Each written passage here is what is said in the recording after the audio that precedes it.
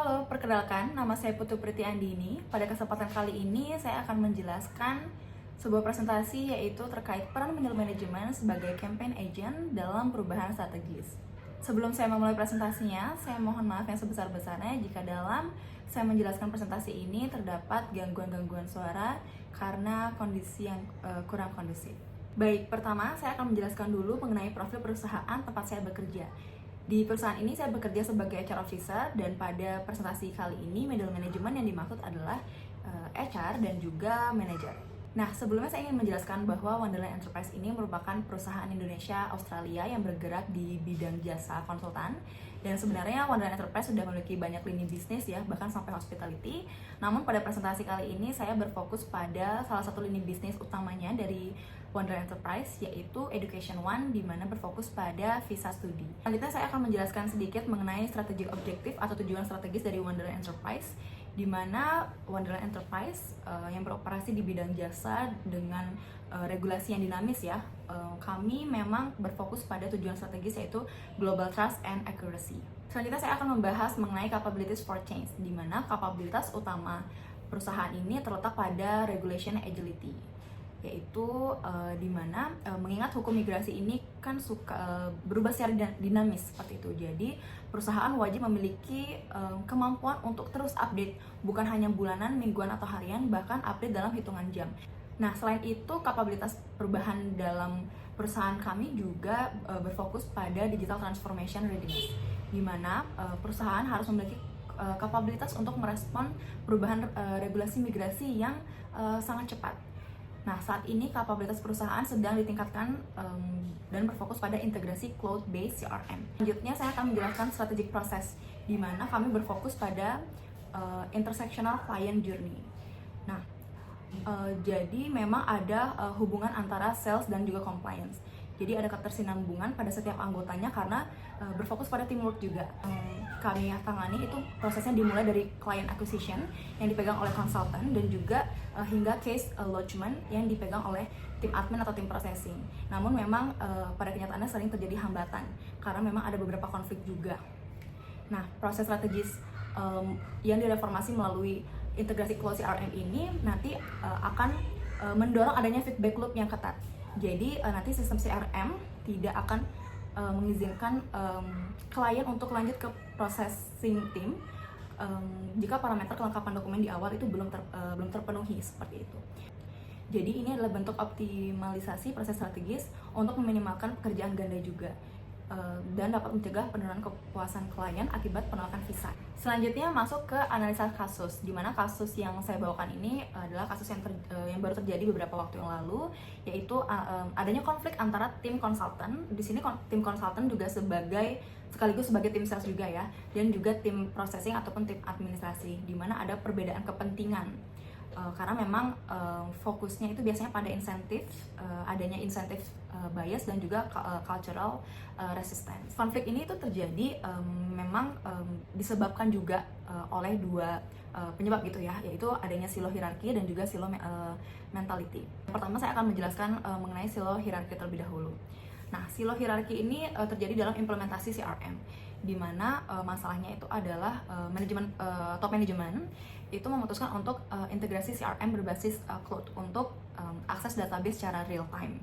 Nah, dengan adanya sistem CRM yang baru ini, jadi semua aktivitas dari klien itu bisa dilihat oleh manajer, bahkan hingga general manager ataupun juga ownernya seperti itu.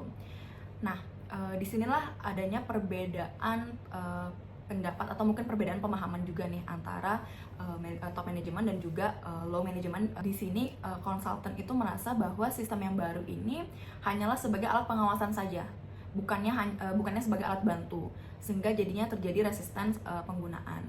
Padahal sebenarnya akses secara real time ini kan membantu juga supaya transparan ya. Lalu ada juga permasalahan silo mentality, yaitu sales versus compliance. Di sini kegagalan terbesar biasanya terjadi pada strategic prosesnya itu antara tim konsultan dan tim processing, di mana ada perbedaan mindset. Tim konsultan ini mindsetnya adalah sales seperti itu. Jadi mereka berorientasi pada target kontrak. Jadi mereka mengusahakan supaya klien itu deal. Mereka cenderung bukan mengabaikan tapi mungkin tidak memprioritaskan ya kelengkapan dokumen demi kecepatan supaya closing deal aja dulu seperti itu. Nah, berbeda nih dengan tim processing yang memang mindsetnya itu di compliance. Mereka berfokus pada akurasi hukum ataupun regulasi yang berlaku. Jadi dampaknya adalah konsultan menekan agar visa itu cepat diajukan, padahal dari tim processing sendiri masih menahan nih karena adanya risiko refusal atau penolakan visanya. Nah, selanjutnya peran middle management, di mana di sini HR memposisikan diri sebagai the linking pin juga. Tujuannya itu HR tidak hanya mengurus administrasi SDM saja, tetapi juga menjadi campaign agent ya bersama manajer untuk menggerakkan kampanye perubahan yang kami ada tagline seperti itu, One Dream, One Success. Jadi middle management harus menyampaikan bahwa CRM ini bukan hanya sekedar sistem database baru saja, melainkan single source of truth juga yang melindungi kedua belah pihak, bahkan semua pihak gitu ya, supaya lebih transparan. Di sini middle management berperan melakukan mining the middle ground, yaitu menyeimbangkan tuntutan profitabilitas dari eksekutif, dari top management dengan realitas beban kerja staffnya. Nah, di sini middle management juga memang harus sebagai jembatan ya, bridging strategic and tactical efforts, gimana menyampaikan strategik dari pusat ke operasional supaya juga bisa breaking down the silo. Selanjutnya masuk ke rekomendasi strategi, di mana rekomendasi strategi ini sebenarnya sudah direkomendasikan oleh HR beberapa waktu yang lalu dan memang sedang diusahakan gitu ya oleh company. Ada 3 yang akan saya bahas, yaitu yang pertama itu strategic process optimization, di mana seperti yang saya sudah jelaskan sebelumnya itu integrasi sistem CRM dan juga legal, di mana dengan mengimplementasikan dashboard bersama. Jadi nanti sebelum klien menandatangani kontrak, itu tim processing harus memastikan bahwa kelengkapan dokumennya sudah oke, sudah lengkap dokumennya, dan juga apakah nanti bisa memperhitungkan begitu tingkat approve, persentase approve atau refusalnya berapa persen.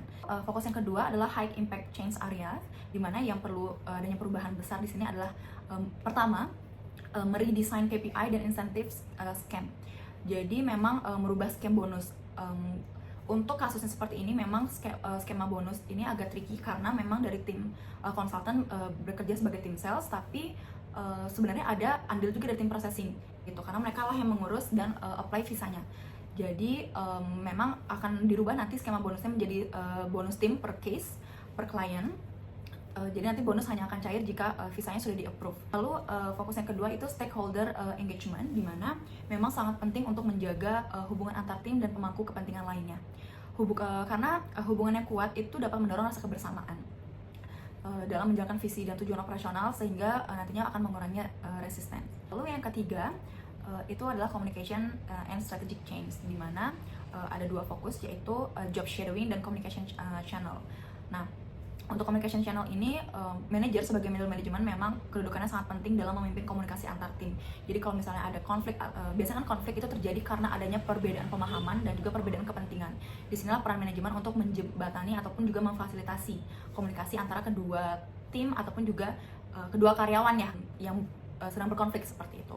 Lalu juga ada job shadowing, di mana ini adalah program untuk masing-masing tim itu shadowing ke tim yang lainnya. Jadi contohnya supaya tim konsultan juga melihat proses kerjanya tim processing, kendalanya seperti apa, kesusahannya seperti apa, dan tim processing juga bisa melihat shadowing gitu ya kerjaan konsultan itu gimana sih susahnya memberikan konsultasi dan juga sekaligus menjadi tim sales itu bagaimana. Jadi ini untuk supaya silo mentality-nya itu bisa dikurangi. Jadi ada rasa empati dan rasa kebersamaan, rasa saling memahami satu sama lain.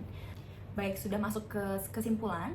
Jadi kesimpulan yang dapat saya jelaskan yaitu transformasi di Wonder Enterprise hanya akan berhasil jika manajer dan juga HR itu bertindak sebagai campaign agent dan juga the linking pin yang menjembatani antara penerapan strategik objektif dari top management dengan teknis di operasional, dengan mengoptimalkan strategic proses melalui integrasi data dan juga memperbaiki high impact change area pada sistem komunikasinya dan juga stakeholder engagement.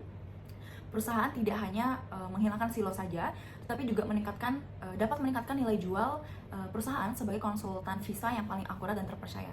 Dan berikut adalah referensi yang saya gunakan untuk membuat dan menjelaskan isi presentasi pada kali ini. Dan sekian yang dapat saya jelaskan dan dapat saya sampaikan melalui presentasi ini. Saya mohon maaf jika ada salah kata dalam proses penyampaian saya. Kalau begitu, terima kasih atas perhatiannya.